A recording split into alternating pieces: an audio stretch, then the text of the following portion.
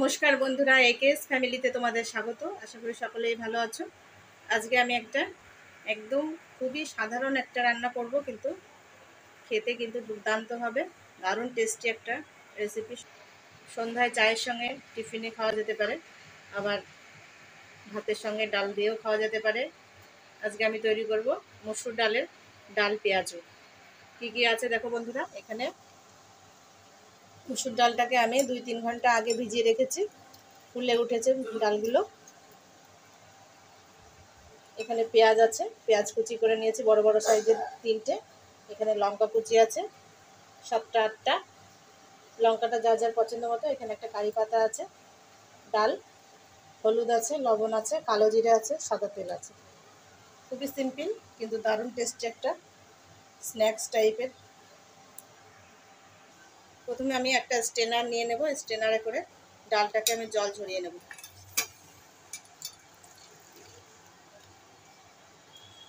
Strainer দিয়ে জলটা ঝরিয়ে নিলে বন্ধুরা একদম জলটা থাকবে না ডালের মধ্যে, তাহলে জল জল একটা ভাব থাকবে না, সুন্দর একটা জলটা নিংড়ে যাবে।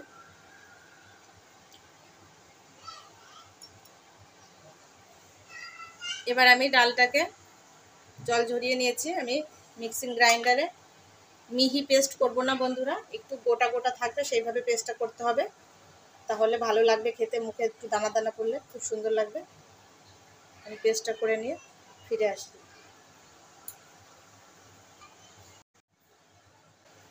ডালটাকে আমি আধ বাটা করে পেস্ট করে বলে মতো আমি পেস্ট করিনি।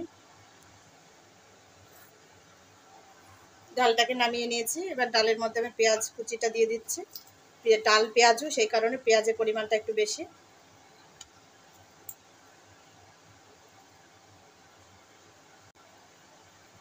কাঁচা লঙ্কা দিয়ে দিচ্ছি, ঝালটা যার যার পরিমাণ বুঝে যে যা।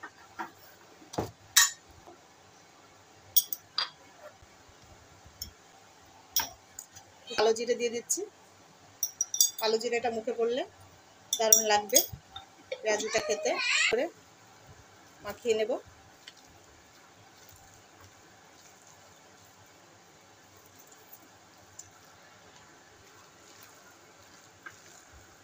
দিয়ে দিচ্ছি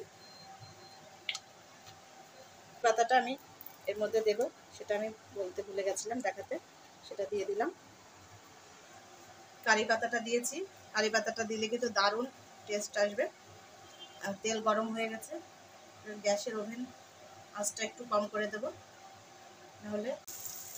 আমি সাইজটা একটু বড় বড় করে করছি, তোমরা চাইলে ছোট সাইজও করতে পারো। এক পাশে ভাজা হয়ে গেছে, আমি উল্টে দিচ্ছি।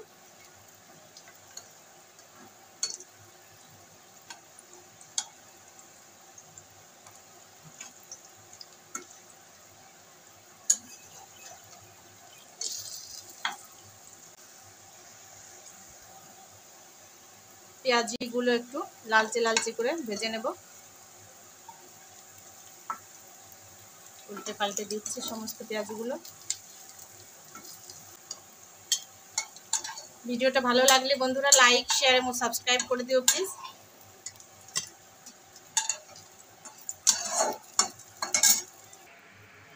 ডাল পেঁয়াজগুলো হয়ে গেছে বন্ধুরা, নামিয়ে নিয়েছি।